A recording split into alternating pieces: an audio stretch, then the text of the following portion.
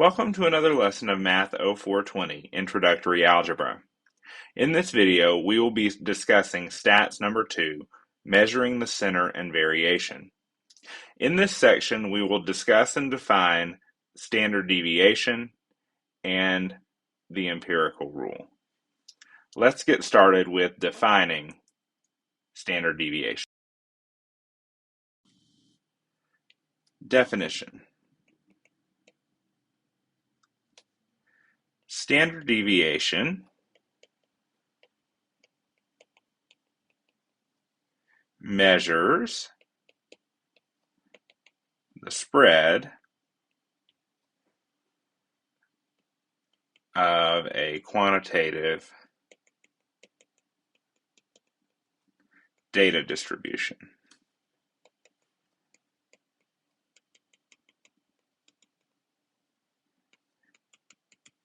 It measures the typical distance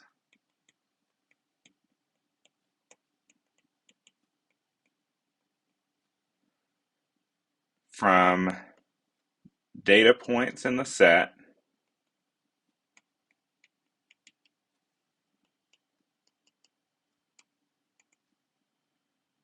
to the mean.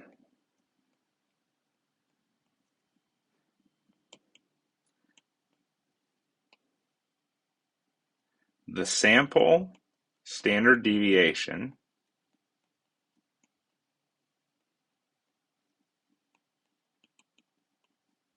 let's try that again.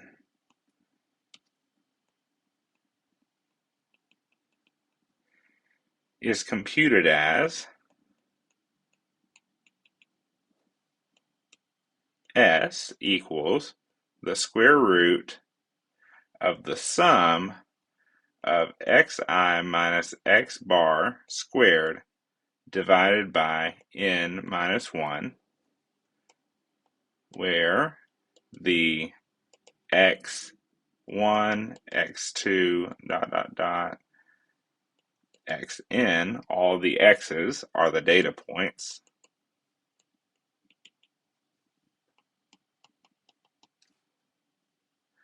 x bar is the mean of the sample set,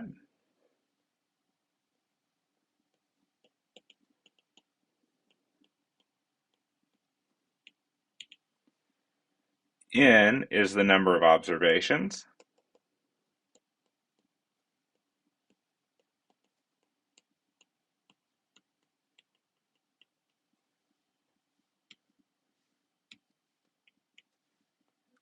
and the sigma is the sum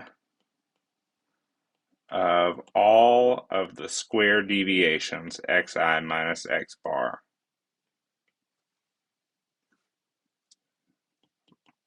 for all of the i's that go from 1 to n. Now this notation may look confusing, but as we go through an example, I think it will make a lot more sense, and we can break down the individual pieces of how we compute this standard deviation. Example 2. We want to compute the deviation of the following data set: 56, 50, 60, 70, and 57. The first thing we want to do is we want to calculate the mean,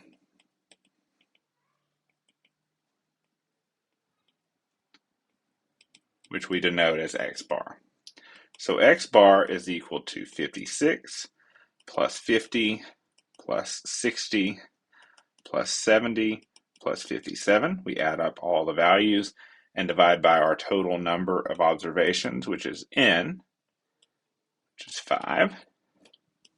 So when we add those all up, we get 293 divided by 5, which is 58.6. Okay, so x bar equals 58.6. Then we calculate the deviations, which is the xi minus x bar. So let's create a table. So our xi,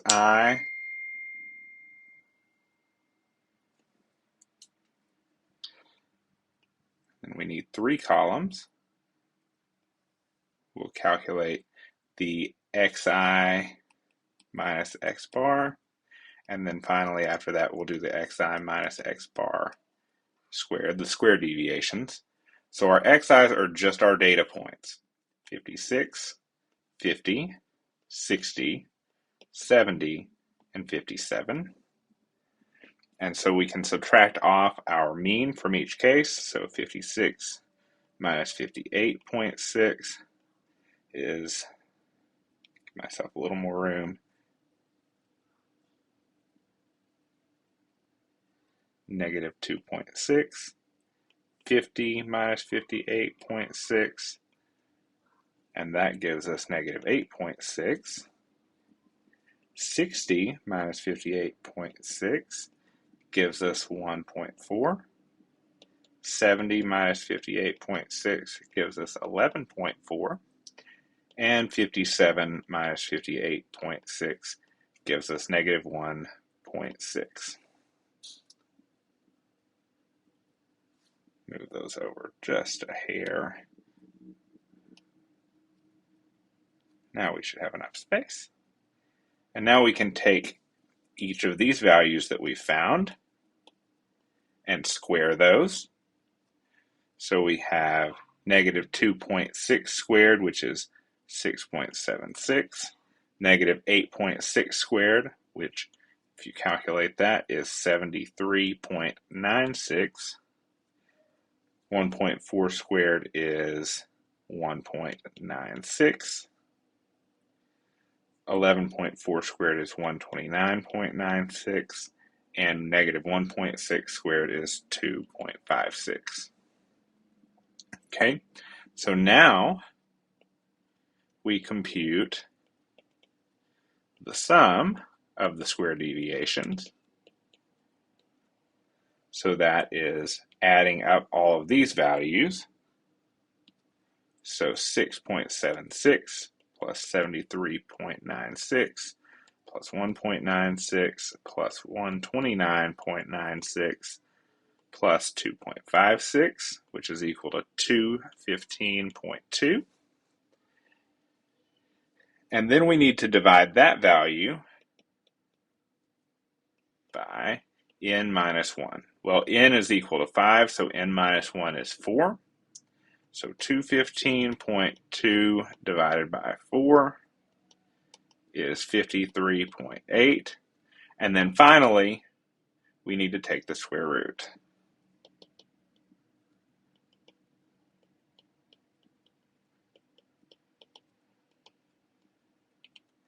S equals 7.335. And that is our final answer for the standard deviation. So remember, our formula is S equals the square root of the sum of the square deviations divided by n minus 1. And the way we did this, we started out by calculating the mean, and then we calculated the deviations, then the square deviations, then the sum of the square deviations, then we divided by n minus 1, and then finally we took the square root to get our S. Let's try another. Example 3. We want to calculate the standard deviation of the following data set: 50, 53, 61, 80, and 59. So first, just like in the last example, we want to calculate the mean,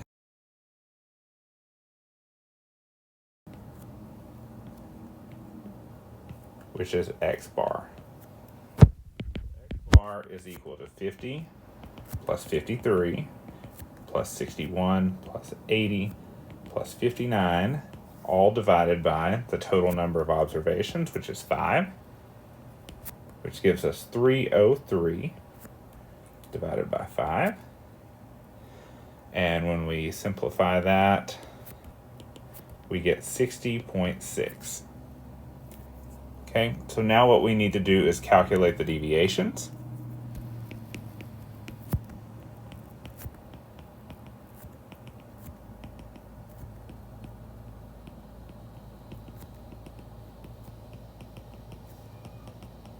and the square deviation. So we'll create a table.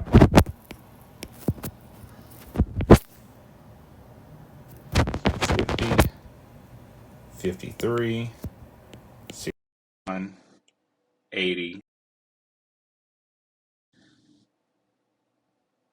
Then xi minus x bar is 50 minus 60.6, which is negative 10.6. 53 minus 60.6 is negative 7.6.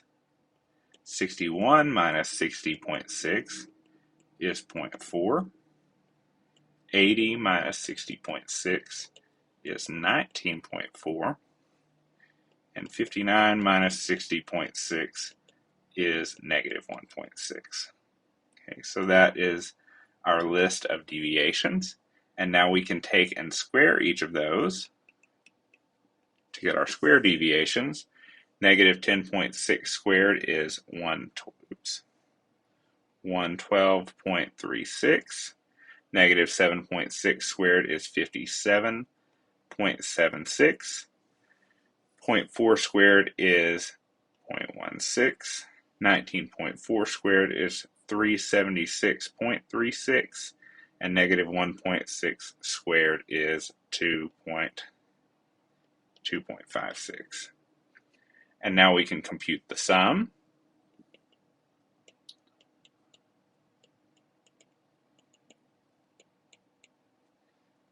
Which is the sum of xi minus x bar squared.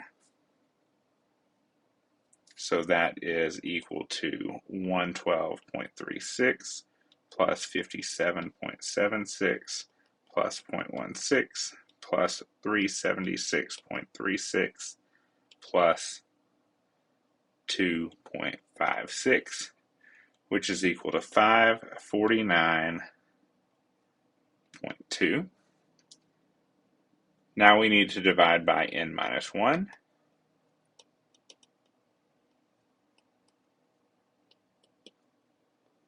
Well, n minus 1, the number of observations is 5, so n minus 1 is equal to 4. So we take 549.2 and divide by 4. And when you plug that into your calculator, you'll get 137.3. And to find our standard deviation, we take the square root to get that S is equal to 11.718. And that is how you compute a sample standard deviation. Let's now move on and talk about the empirical rule. It's the definition. So for bell-shaped or normal distributions,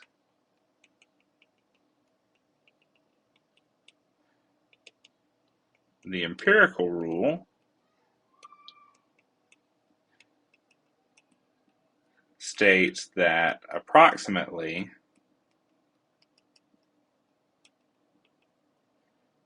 68% of data points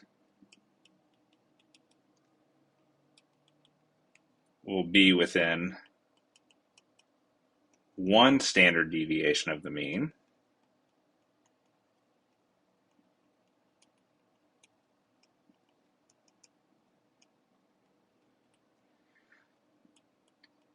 About 95% of the data points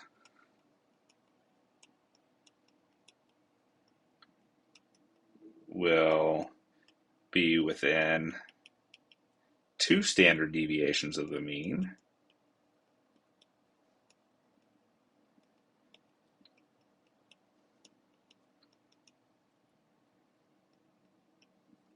And 99.7%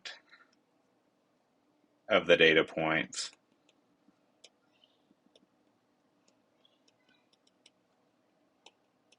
will be within 3 standard deviations of the mean.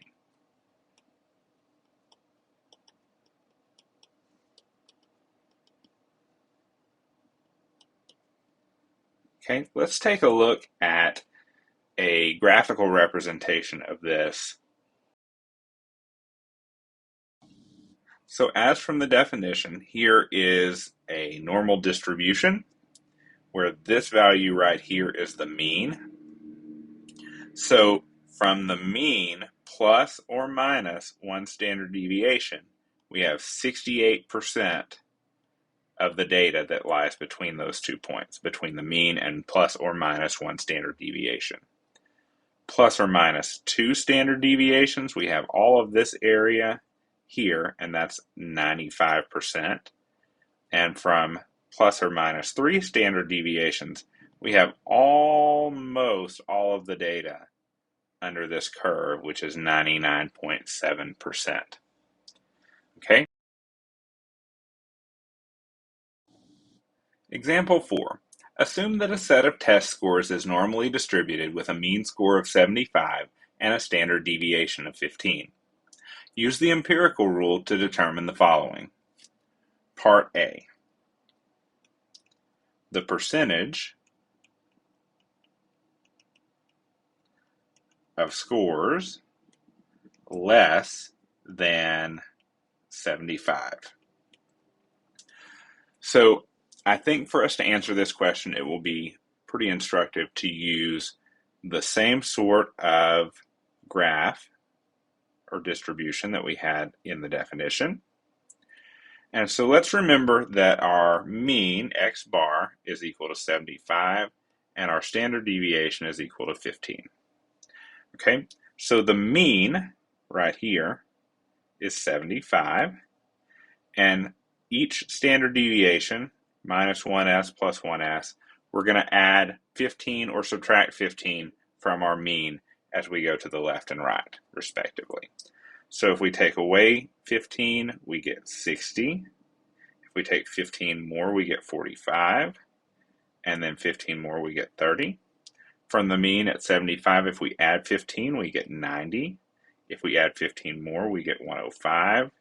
And if we add 15 more, we get 120.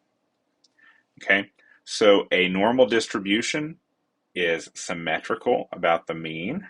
What that means is that the mean and the median for a normal distribution are exactly the same. So if we add up all of the pieces, this piece and this piece, if we go all the way up to here, how much of the data is less than 75? Well, because it's symmetric, we find that 50% of the scores are less than 75. Okay, let's do part B.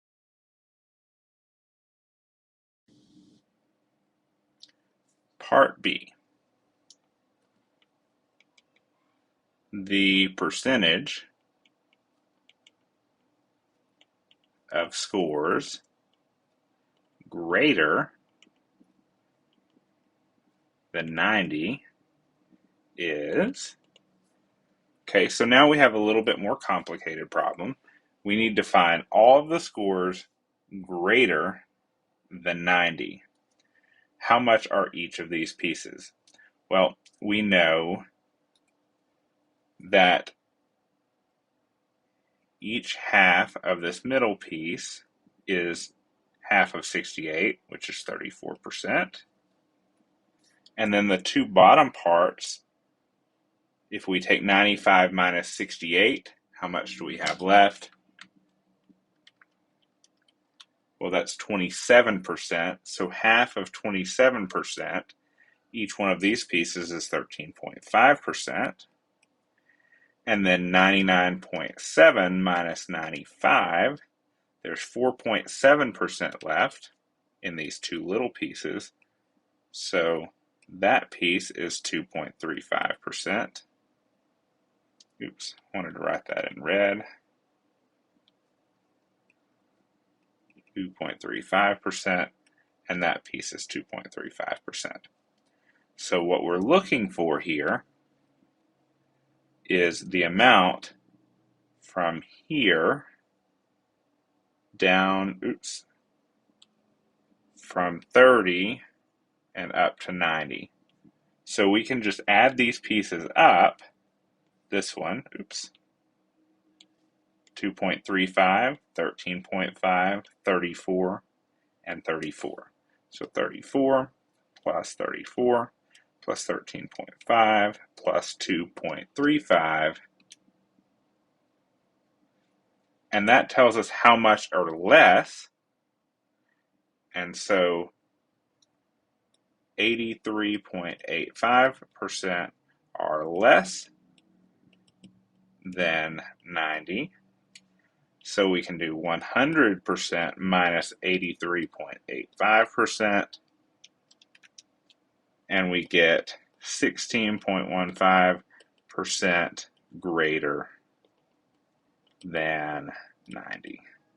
We also could have just as easily added the 13.5 and the 2.35.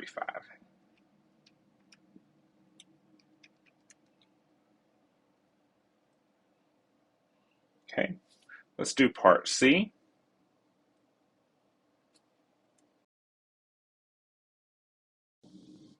Part C, we want to find the percentage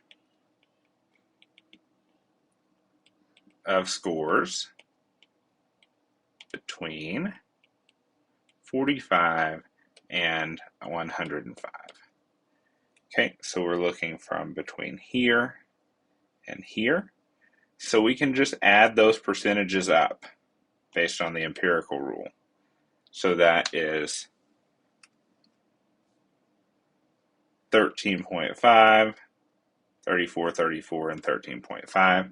An easier way to look at that is we're looking from 45 to 105, which is 2 standard deviations from the mean. Well, what does the empirical rule tell us about being 2 standard deviations from the mean? Well, that tells us that 95% of the data are between this point and this point. So 95% of scores are between the mean and 2 standard deviations of the mean, or in this case, between 45 and 105.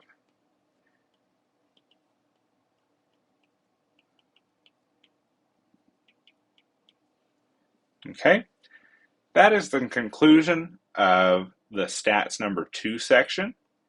Please let me know if you have any questions as you go through the homework. Good luck on your homework.